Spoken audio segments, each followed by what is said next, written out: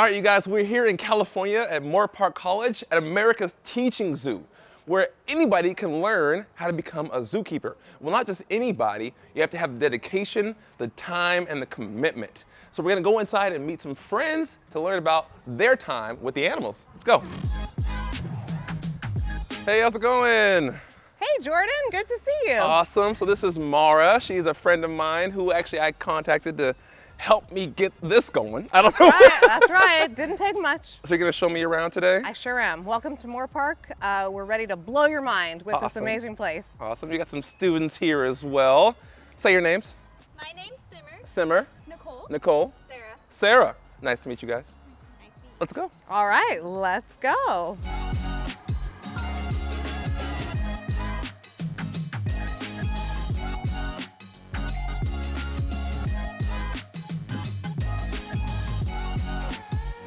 Okay, so what do we have here? This is Bubba and Chloe. They're Hamadryas baboons. They are recent additions to our family. They came here in July of this past year. Oh, awesome. Well, I'm just looking at Chloe. Chloe? That's Chloe. Chloe. I'm looking Yeah. at Chloe over here. She's looking around and Yeah. checking it out. She sure is. That's a natural behavior. It's called foraging. You know that. They do that in the wild. They do that in a zoo. They do it all the time. It's a natural behavior. It sure is. It's how they find food, and it's an interesting way to find food because it keeps them busy and they never know what they're going to find. So with these two animals here, with Chloe and what's his name? Bubba. Bubba. Who looks kind of like a Bubba. With Chloe and Bubba. So how are the students working with these two individuals? Are they also a part of the college program? Yes. Every single species, every single animal on this 5-acre zoo is a teacher. Wow. So the primates, for example, are great teachers when it comes to teaching about training, socialization. We've had instances just this week and for the past few years where we've done introductions of different individual animals. Also safety. Working with primates, as you know, can be dangerous. Sometimes on any given day, they are more intelligent than we feel. And so it gives our students that great training in the husbandry of an animal that could be dangerous. So learning how to switch the animal from bedroom to exhibit and learning how to work with animals that have a relationship of their own, like Bubba and Chloe, and how to immerse yourself into that safely and smartly. So I see Chloe's just kind of hanging out right now, just resting her head. And like, is she tired? Is she just hanging out? What's going on with her? That's a good question. And another great teachable moment for people at zoos, guests, visitors, is with primates especially, there's so much behavior to learn about. And I think the interesting thing about a position that she's in right there, it could be read many different ways, but primates are, Chloe's a lot like a human, and she is trying to find a place that's comfortable. They like to relax, they like to rest. Chloe just so happens to like to rest her arms and her face on her wall, and it gives her a nice view of the kitchen where there might be a treat coming out of later. And It's right over there. that's just her comfortable, it's her lazy boy, it's her lounge chair, and that's where she's just finding some relaxation. Awesome.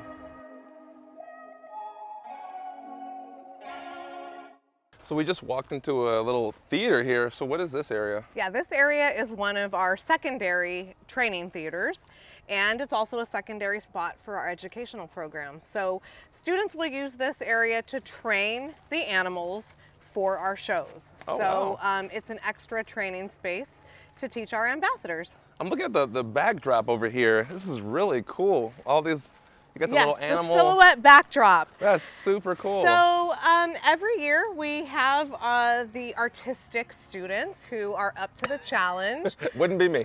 Yeah, not me either. Redo this backdrop, and Wow. I love this particular backdrop because it's a generic animal theme. Sometimes they get creative on different themes that are very specific, but this one I honestly think we should keep it all the time. It's really nice. I mean, Yes. I love the snake in the corner. Yes. As Mara was showing me around this theater area, all of a sudden a cute little coyote came around the corner. His name is Ranger. Ranger is an ambassador animal that every day gets to interact with guests. Oh my God, gosh. Oh my goodness, we're tinkling. Are we having a tinkle? He's so Yeah. Oh my goodness. Oh my goodness. What a good coyote. Oh my goodness. Yeah, Ranger is very good, and he's one of a kind. You know, we got him when he was about 1.5 years and started training him immediately because I right away noticed that he had a very confident personality, and as you probably know, that can be quite uncommon for a coyote. Right. So we just got right on the training train. And we really started to work with him, desensitize him, teach him how to be taught, and that didn't take very long.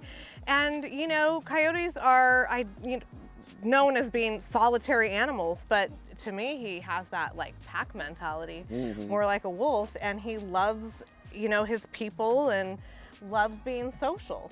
So when we work with animals like this in a zoo setting and have the opportunity to desensitize them and really find the things about their personality that make them great ambassadors, we really take advantage of that in a positive way. Yes. And that helps humans who visit the zoo connect with wildlife and therefore care about them.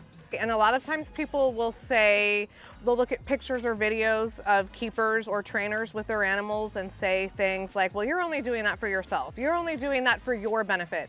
And frankly, I feel like saying, actually, I'm doing it for your benefit. Yeah. To make that connection that you're gonna need so you care about this animal for the rest of your life. I get to work with it every day. Yeah. You get 5 minutes to meet this animal, and I wanna make it the best opportunity and experience The for you. best 5 minutes ever. Yeah. So with this amphitheater, this is considered a close encounter with the animals coming on the stage there. But are there closer encounters for the visitors, like to be able to like get hands-on with animals? Well, we have different experiences that the guests can interact with the animals in different ways to varying degrees. We do have some behind the scenes experiences, and you'll meet Tonka the badger. That animal is one that's been trained for that experience, a photo opportunity, an up-close encounter, which is crazy, an up-close encounter with a badger. Yes, right? That's pretty intense. Yes.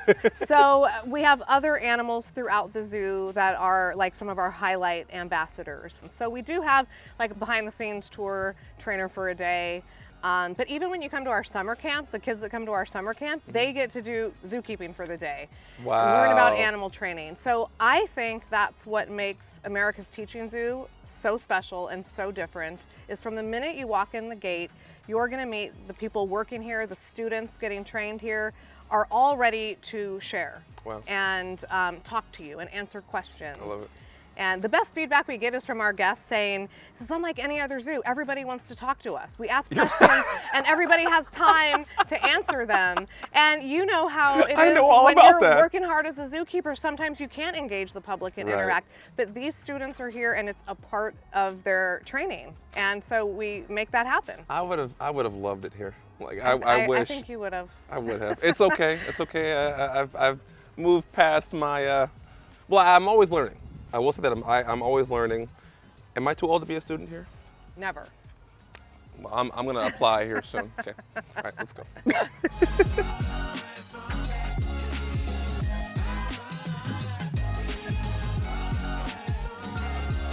So these are singing dogs. Yeah, this is Gus and Tucker. They're New Guinea singing dogs. And I think they add a little variety to Super our amazing. animal family here, because there are more people that have not seen a New Guinea singing dog than just about any other species we have here.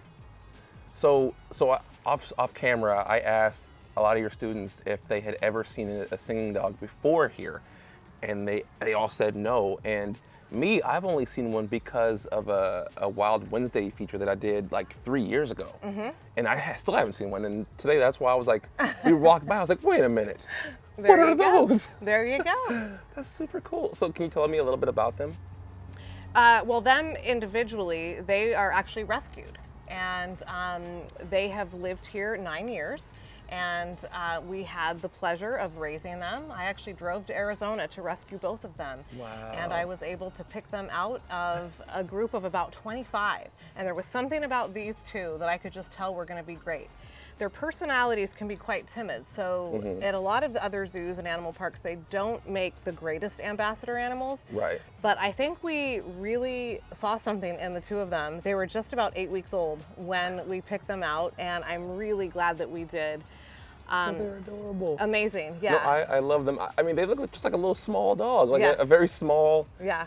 which is probably why someone would want to have them as a pet. Correct. I'd assume. Right. So I mean, Right. but they definitely don't have the temperament of your domestic dog. No. You know, I don't sense that at all. No, and much different from a domestic dog. These particular dogs are known for their ability to climb trees, which is kind of funny because that's more like a cat, right? But I guess it's a necessity in New Guinea. So those are one of the things that make them unique and individual. The other thing about them is their ability to vocalize. They're called singing dogs Yes. because of their singing vocalization, which is not a Grammy Award winning singing at all. It's more Do like they sound like me? various Because I can't howls. sing. Yeah, I can't sing at all.